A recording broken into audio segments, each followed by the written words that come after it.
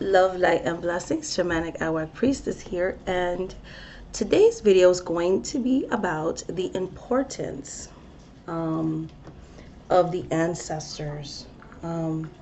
Pretty much the importance of taking back our power through the ancestors. So, one of the reasons why I did an ancestral workshop was because I noticed that a lot of people were walking around with a lot of, psychic traumas. People were inheriting this trauma. It was affecting the behaviors in this lifetime, whether they were past life traumas or ancestral traumas from things that happened a long time ago. Because experiences in life do affect. For instance, if you have a parent who grew up in a house of alcoholism, they might have grown up with trust issues and then kind of pass on those trust issues to their children.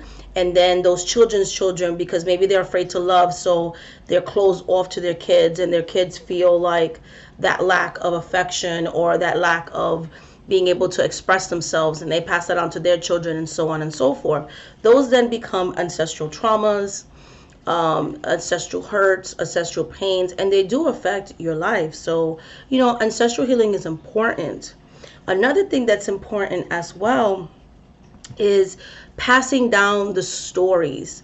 When I was doing this whole challenge, which has been very challenging with my regular life and work, but it's been so worth it because a lot of people have felt like they have a safe space. I've gotten a lot of messages on the comment section, or even private message like, you created a safe space.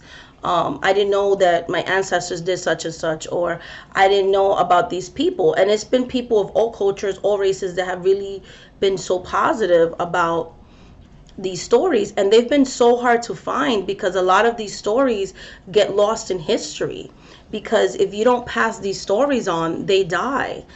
This is why one of the things when I take on a godchild or I take on a student, I always tell them how important it is to journal our dreams, how important it is to journal rituals, spell work, the deities that we serve. All this stuff is important because what kept these traditions alive were oral. Our ancestors passed our traditions orally. And when people stop doing that, that's when things die out, when things get tainted, when things get washed down and watered down. So it's important. And now, a lot of our ancestors, some of them couldn't write, so they had to pass the histories orally. With us that most of us can read and write, like, it's so important to write these things down, so maybe our children, our children's children, whether they ever practice these things or not, maybe they won't, but maybe their children will, or so on and so forth.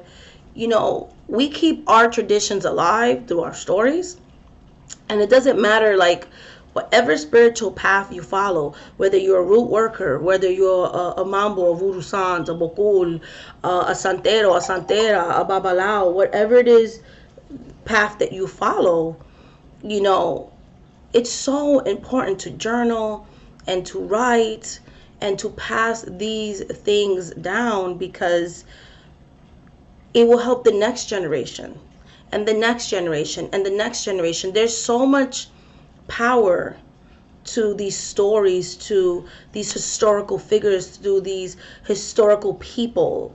There's nothing more nice than going to a spiritual entity that looks like you, that may have had similar life experience with you, and you can pray, you can build an altar to them, and you can build those relationships. That's so important. Because it's kind of like, getting back to your roots and things like that. And I just feel like it's time for us to take back, our power. You know what I mean? It's time for us to take back our power. And sorry for the phone ringing. Like, it's always something going on when I'm trying to make a video. So it's time for us, to take back our power, to take back you know, these stories from our ancestors. And like I said, it doesn't matter what path you're in, like these stories are important.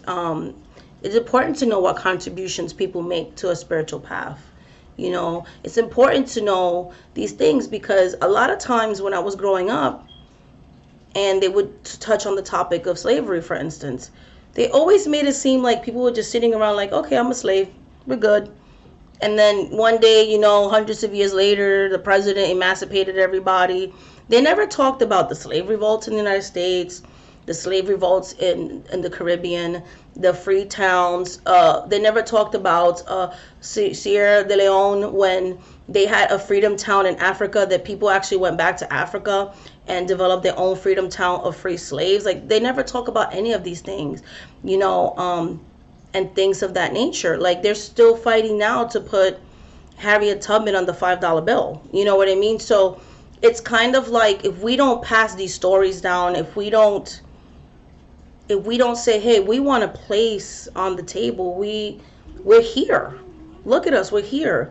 We're part of the American experience. We have contributed to American history. Black history is American history. I feel that way about all people of color. There's Asians that contributed to the United States when they were building railroads.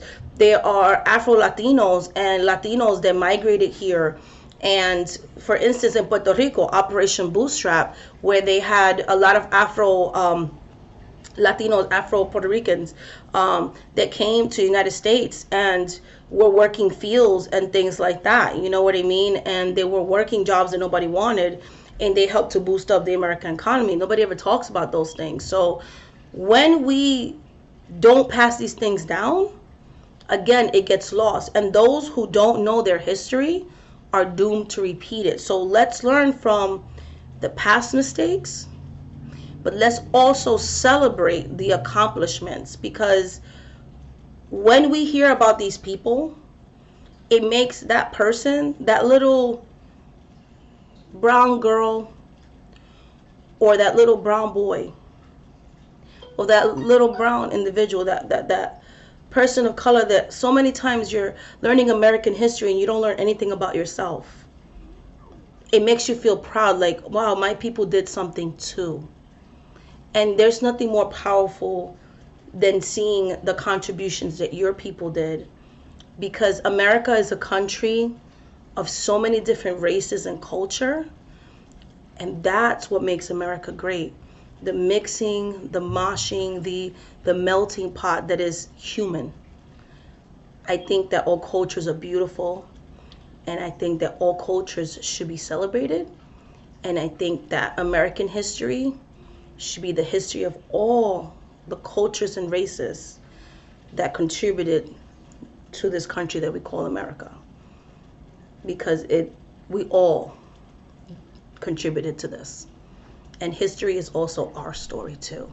So much love, much light, and much blessings. And this concludes my thoughts on day 20 of Melanated Excellence. And I will be back tomorrow with more topics and more wonderful conjurers, voodoo sans, and just other spiritual beings that contributed to spirituality. Much love, light, and blessings. Thank you so much for watching this video, guys.